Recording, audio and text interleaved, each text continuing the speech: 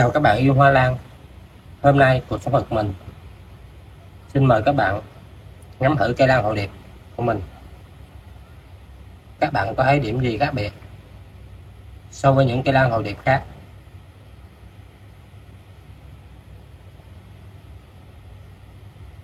Đây là điểm khác biệt đây các bạn. Cây lan hội điệp của mình có hai cây con, một từ thân. Bình thường như các bạn cũng biết, những cây lan hội điệp chỉ nhảy con trên những cành hoa đã tàn. Đây mình xin lấy ví dụ, đây là một cây lan hội điệp đã cho rất nhiều đợt hoa. Bình thường những cây lan hội điệp nó sẽ nhảy con trên những ngọn hoa đã tàn, thì các bạn cắt ngang và những cây con đó nó sẽ nhảy trên những cái mắt ngủ, đúng không các bạn? Nhưng cây lan hội điệp này của mình đây, mình đã áp dụng với một phương pháp rất đặc biệt để cho nó nhảy được hai cây con từ hai nách lá. Đây các bạn, nách lá này nhảy lên một cây và nách lá ở phía trong đây nhảy lên một cây tiếp theo. Chúng ta được hai cây con nhảy từ hai nách lá của cây mẹ. Và phương pháp này rất đơn giản và dễ thực hiện. Hôm nay cuộc sống thực mình sẽ chia sẻ cho các bạn, để cho những ai yêu hoa lan sẽ nhân giống được những dòng lan hội điệp yêu thích của mình.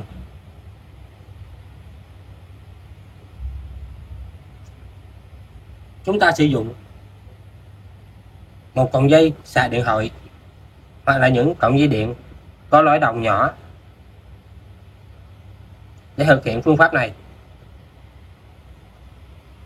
Và trước khi chia sẻ thì mình khuyên các bạn chỉ áp dụng phương pháp này cho những cây hội điệp đã trưởng thành và ra nhiều đợt hoa, giống như cây này của mình, thì chúng ta mới áp dụng được phương pháp này.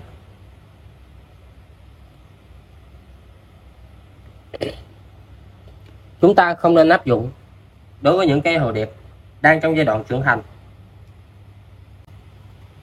Đối với những cây hội điệp đã trưởng thành thì thực hiện điều này rất đơn giản. Thân của cây hội điệp đã cao và có nhiều cặp lá.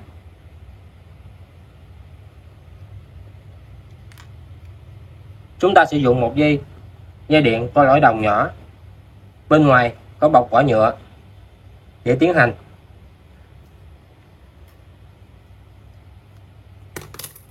Các bạn sẽ cắt bỏ những đầu này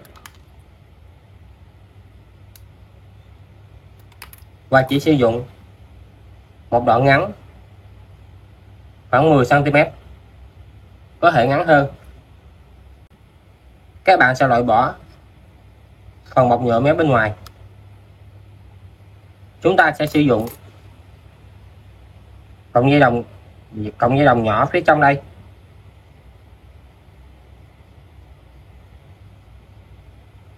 Chúng ta chỉ sử dụng một cọng là đủ.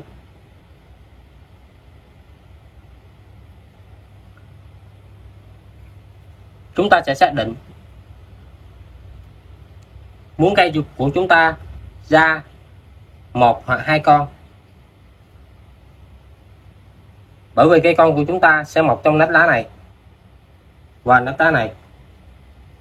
Nếu xác định muốn nhảy hai cây con thì chúng ta sẽ thực hiện phía trên hai nách lá này, tức là ở đây. Chúng ta sẽ dùng một cọng dây điện nhỏ này để luồn vào thật khéo nha các bạn. Vì phương pháp này sẽ giúp nhân giống cây con và không ảnh hưởng đến cây mẹ.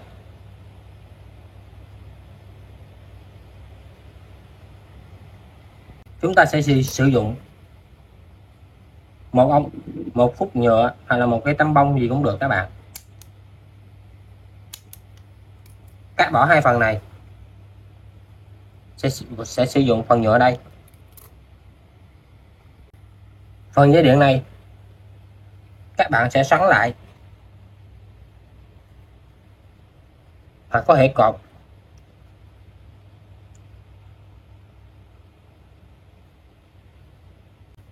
và dùng một ve này để chọn vào đây. Đây các bạn, chọn vào như thế này ha. Chúng ta nên cắt phần này thật ngắn để dễ xoắn.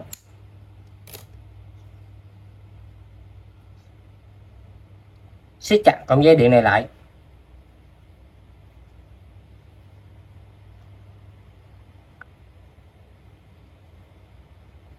Phần này các bạn nên thực hiện nhẹ và khéo để tránh ảnh hưởng đến những chiếc lá.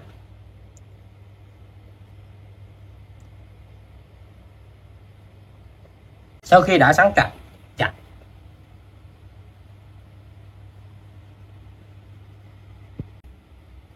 khi đã xoắn thật chặt cọng dây điện này, chúng ta sẽ tiến hành bổ sung đạm cho cây lan của chúng ta. Đây là chế phẩm mình đã sử dụng, bổ sung thật nhiều đạm để tăng sự phát triển của cây lan. Mình đã sử dụng đạm 30 10 chỉ số đạm rất cao, sẽ giúp hút đẩy những chồi non. Nếu chúng ta không siết chặt phần này, nó sẽ hút đẩy phần ngọn lá ở phía trên, phát triển rất nhanh. Nhưng khi chúng ta đã siết chặt phần này, nó sẽ cung cấp những phần phía trên đây chất dinh dưỡng chậm dần.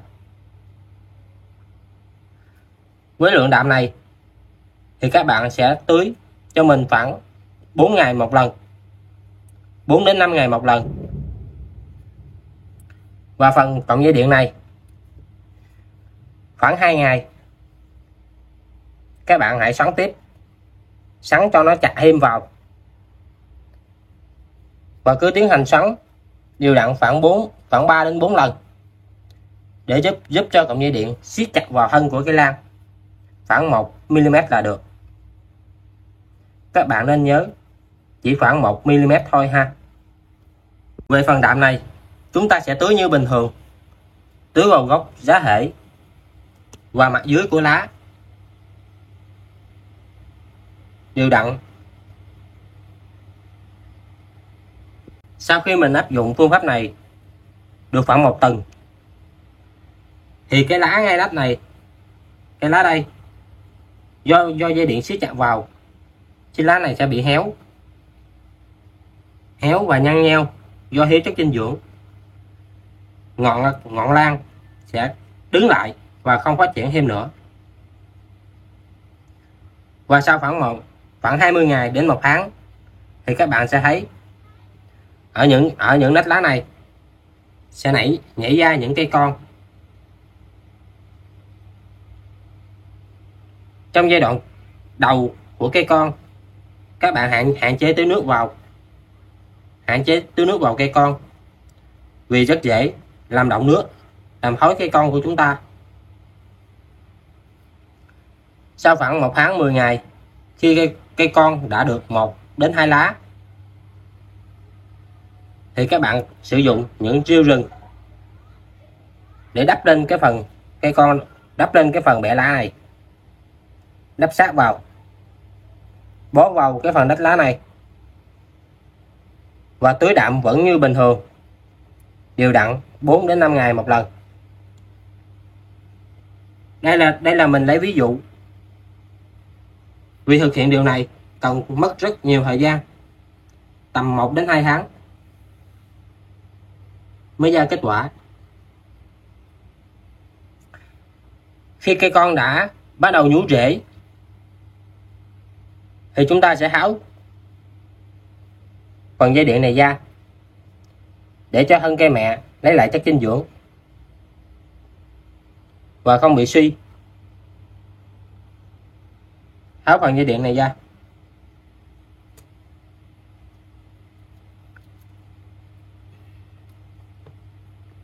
Và đây là kết quả sau 2,5 tháng.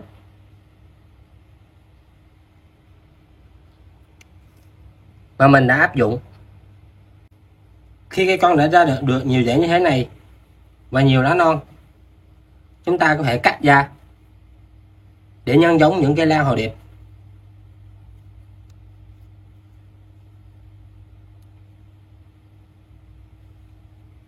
Nếu thấy hay và hợp lý, các bạn hãy cho mình xin một like, một đăng ký kênh,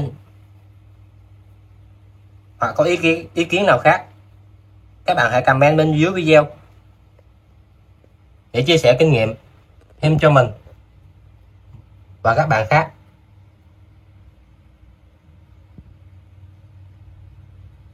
Cuộc sống mực mình xin kết thúc video ở đây.